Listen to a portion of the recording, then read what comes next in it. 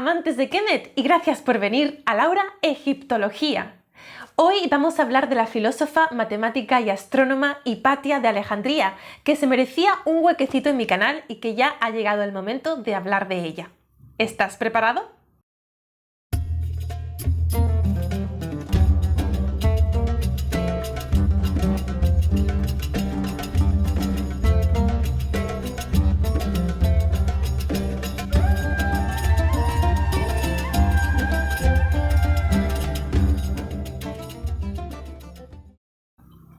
Como he dicho antes, Hipatia de Alejandría fue una filósofa, matemática y astrónoma que vivió en la Alejandría de Egipto. Era hija del filósofo Theón, que además era el director de la segunda biblioteca de Alejandría, que pertenecía al museo. Hipatia de Alejandría es muy conocida popularmente hoy en día gracias a la película de Alejandro Amenábar, Ágora, protagonizada por la actriz Rachel Weisz. De esta película concretamente hablaremos en un vídeo aparte. Lo que sí me gustaría decir es que esta película hizo de nuevo famosa al personaje histórico de Hipatia de Alejandría y que en este vídeo de hoy vamos a centrarnos más en hablar de la Hipatia histórica. En primer lugar, me gustaría decir que es muy importante entender el contexto histórico de la biografía de una persona para poder entender a la persona en sí. Por ejemplo, es muy importante conocer la Alejandría y el Egipto de Hipatia para poder comprender un poco más la propia biografía de Hipatia. De este modo, vamos a hablar un poquito de ese contexto histórico. ¿Qué, bebé? Durante la vida de Hipatia en el siglo IV después de Cristo, podemos ver cómo hay una confrontación entre dos religiones principalmente, que viene a ser la religión pagana y la religión cristiana. Al contrario de lo que mucha gente podría pensar, la religión pagana aún estaba establecida en las élites de la ciudad de Alejandría, porque aunque también hubiera parte de la élite que se iba convirtiendo al cristianismo, el cristianismo se hizo muy popular entre las clases comunes, entre el pueblo llano.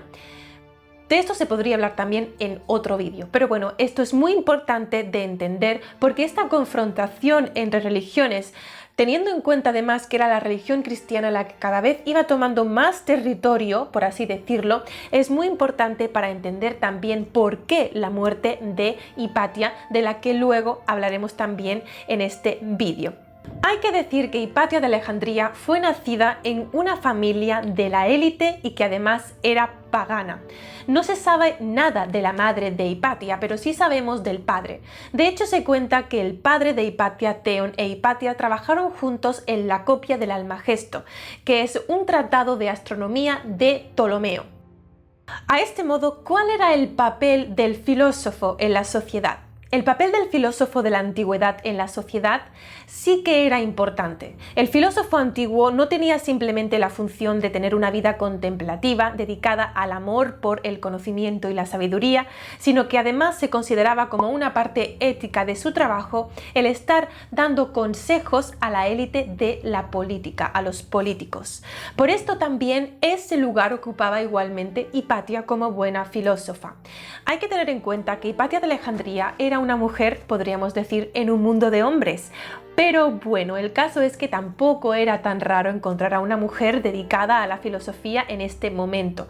Ella formaba parte de una élite, lo que le hizo posible acceder al conocimiento y al estudio, algo que estaba totalmente vedado para las mujeres de las clases más comunes. Pero también es cierto que las mujeres que tenían este tipo de educación solían recibirla para, digamos, poder estimular intelectualmente a sus futuros maridos que iban a ser también filósofos. En el caso de Hipatia, esta mujer practicó el celibato, nunca se casó ni tuvo hijos, dedicó su vida por completo a la filosofía. De esto también hablaremos un poco más adelante porque esto forma parte de su propio pensamiento filosófico. Y ya que hemos hablado un poquito del contexto histórico de la vida de Hipatia de Alejandría, en este momento en el que el cristianismo es cada vez más y más popular y además también más importante en el mundo de la política, también tenemos que preguntarnos cuál era el contexto filosófico. ¿Cuáles eran las filosofías más populares en el Mediterráneo de este momento?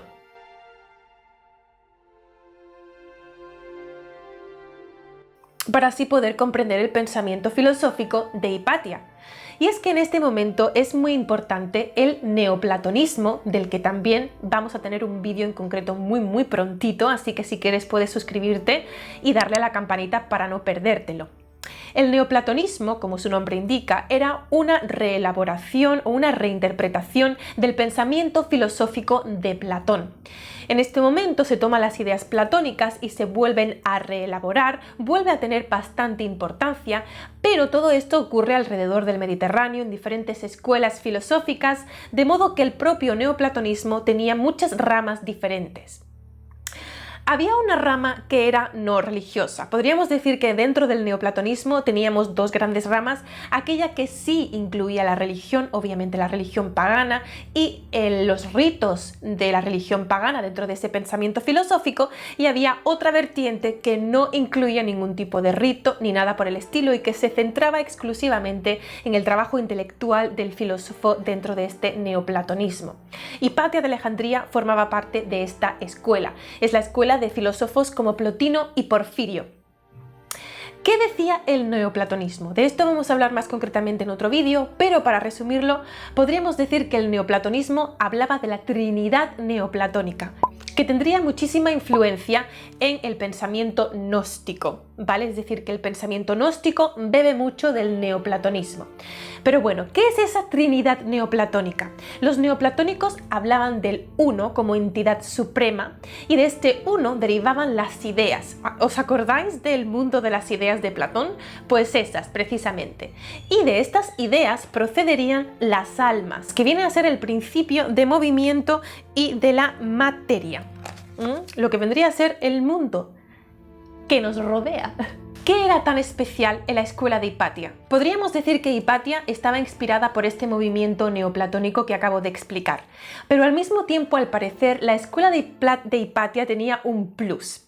En primer lugar, que no incluía rituales religiosos, que podríamos decir, por así decirlo, que la filosofía de Hipatia era apta para cualquier persona, ya fuera religiosa, no religiosa o de religiones diferentes. Por eso la escuela de Hipatia estaba compuesta por alumnos que procedían tanto de la élite cristiana como de la élite pagana. El pensamiento de Hipatia era apto para cualquiera. Pero además, algo que hacía muy especial la enseñanza de Hipatia es que Hipatia se basaba en el conocimiento matemático para llegar a sus conclusiones filosóficas, obviamente conectadas con todo este movimiento del neoplatonismo. Esto es algo que era muy especial en sus clases y que de hecho es lo que nos ha quedado de lo que vendría a ser sus enseñanzas. Normalmente en la antigüedad, la élite que podía formarse en estas escuelas venían a ser varones, evidentemente, y esos varones, al ser parte de la élite, se estaban preparando para el mundo político, lo que solía dejar aparte la geometría, las matemáticas, la astronomía, algo que no estuviera directamente conectado, pues como vendría a ser el discurso político, la sociedad, etc. Mientras tanto, las mujeres que dedicaban pues su tiempo al aprendizaje y al estudio sí que tenían más tiempo, al no formar parte de la vida política, para estudiar matemática, geometría, etc. Y esto pudo hacer Hipatia. Lo que consiguió Hipatia es poder utilizar las matemáticas como un puente para llegar al conocimiento filosófico. ¿Qué sabemos de la vida amorosa de Hipatia de Alejandría? Pues ahora sí que voy a hacer una referencia a la película de Ágora. Supongo que si la habéis visto, os acordáis de la escena en la que un alumno de Hipatia está enamorado de ella y bueno, le declara su amor. Hipatia, como buena filósofa neutral, le lleva a clase a este señor, a este muchacho, a este discípulo suyo, le lleva un paño manchado de su sangre del periodo para decirle que no había nada de puro en ese tipo de amor. ¿Por qué esto? Esto nos lo cuenta una fuente antigua, histórica, y al parecer es un evento real que realmente sucedió. ¿Qué quiere decir esto? ¿Qué trasfondo filosófico hay aquí? Y es la razón por la que lo cuento en este vídeo. Pues porque Hipatia de Alejandría, al parecer, defendía el pensamiento filosófico que además llevaba a cabo un estilo de vida en el que había celibato, no se tenía relaciones sexuales y tampoco ningún tipo de pareja, porque se entendía el amor como algo sublime, desapegado de la materia que uniría a todas las personas por igual. Esto es algo interesante, ya que Hipatia rechazaba este tipo de amor carnal. Si un alumno o X persona se enamoraba de ella, al mostrarle su regla, es decir, la sangre de su periodo, le estaba diciendo que el amor era mucho más que simplemente algo físico y carnal, y que en la carne, que es temporal, que perece, que cambia, no había ningún tipo de pureza ni de belleza sublime, como sí que la hay en el mundo de las ideas. Que me quedo sin voz. En el mundo de las ideas de Platón. Digamos que esto también es un reflejo del pensamiento neoplatónico que Hipatia defendía.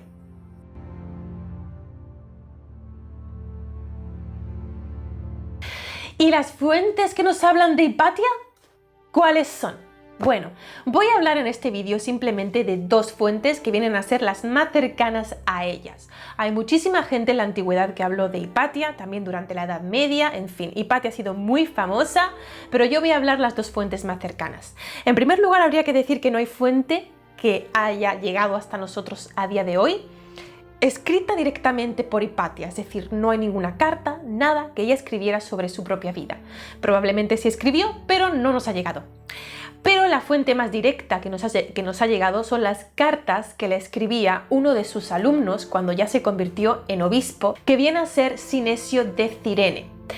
Este señor, que vivió entre el 394 y el 413 después de Cristo, le enviaba cartas a Hipatia de diferentes índoles, y gracias a estas cartas, que sí que se han conservado, podemos saber algo más sobre Hipatia, su manera de pensar, su modo de ser, su relación con sus alumnos, sus enseñanzas, etc.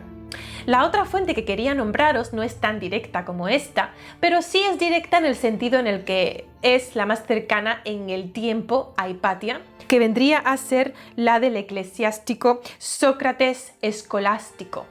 Él también habló de Hipatia de Alejandría y vivió en un tiempo bastante cercano con el de Hipatia.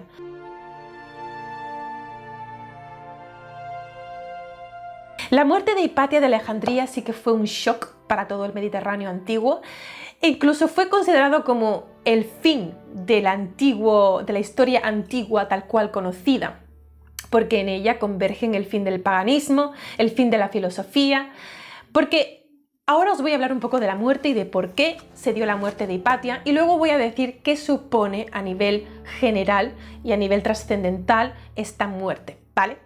En primer lugar, habría que decir qué pasó históricamente para que se matara a Hipatia. En primer lugar, habría que decir que en el año 412 se declara obispo de Alejandría a Cirilo. Esta declaración hace que la comunidad cristiana se divida en dos partes, ya que Cirilo tenía un contrincante, que era Timoteo. En este movimiento en el que hay división y confrontación dentro de la comunidad cristiana, está ahí entre medio el gobernador de Alejandría, que era un discípulo de Hipatia, que era Orestes, que sí que sale en la película de Ágora, ¿no? Pues digamos que Orestes tenía que tomar algún tipo de decisión para solucionar este problema, y Cirilo, evidentemente, quería que pues lo apoyara. Como Orestes no tomaba ninguna decisión, pues Cirilo intentó convencerlo por la vía diplomática, pero no tuvo ningún tipo de éxito, por lo que Cirilo decidió convocar a una serie de monjes fanáticos para que intimidaran y asustaran un poquito a Orestes. ¿Qué ocurrió? Pues que a un monje fanático se le fue un poco de la mano la pasión cristiana y le reventó la cabeza prácticamente con una piedra que le tiró a la cabeza e hizo daño a Orestes. ¿Qué pasó? Pues que este monje, además de ser torturado y asesinado, pues no solucionó tampoco mucho la cosa.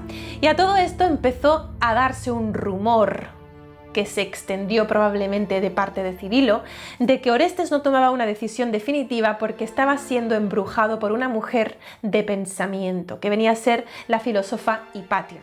Hipatia, como filósofa que era en su momento histórico, tomaba parte en la sociedad de la polis y aconsejaba al gobernador de Alejandría como habría hecho cualquier otro filósofo, independientemente de ser mujer u hombre. Lo que pasa es que por conveniencia se rumoreaba que al ser mujer de pensamiento, no cristiana, inteligente, pues probablemente estaba embrujando a Orestes. Y por esta razón al final se condenó a Hipatia. Se le capturó y se le mató de una manera terrible que no voy a contar porque tampoco es importante, ya que aquí nos interesa más el pensamiento y la vida de Hipatia que el morbo de su muerte. El caso de que la muerte de Hipatia supone un principio y un fin de una época, mejor dicho, el fin de una época y el principio de otra, es porque se asesina a un filósofo, independientemente de que ella fuera una mujer. El hecho de que se asesinara a un filósofo, los filósofos eran personajes muy bien situados socialmente, muy bien considerados en la sociedad antigua, sobre todo la sociedad griega, evidentemente, estamos hablando de un Egipto de tradición greco-romana, ¿vale? Pues tenemos que la muerte, el asesinato de ese filósofo, en este caso una filósofa, supone muchísimo porque supone el fin de una era. Os pido perdón por la cantidad de ruidos que hay, pero es que he intentado grabar este vídeo como esta es la tercera vez que lo intento grabar y siempre pasa alguien, entra alguien en el edificio, hay un coche, en fin. Muchísimos ruidos. Espero que a pesar de los ruidos os haya gustado este vídeo y si es así os invito a que me lo digáis y que me digáis si preferís que hable de algo que tenga que ver. Vendrá muy pronto un vídeo sobre el neoplatonismo, pero si queréis que hable más sobre el contexto histórico de Hipatia, puedo hablar, lo que queráis. Pedidme ahí temas que los traigo. ¿Y qué más? Deciros que estoy en Instagram y en Facebook por si queréis seguirme por las redes sociales. Y nada, nos vemos muy prontito por mi canal, así que un beso enorme y vamos a seguir con el antiguo Egipto, Irek Jero Nefer.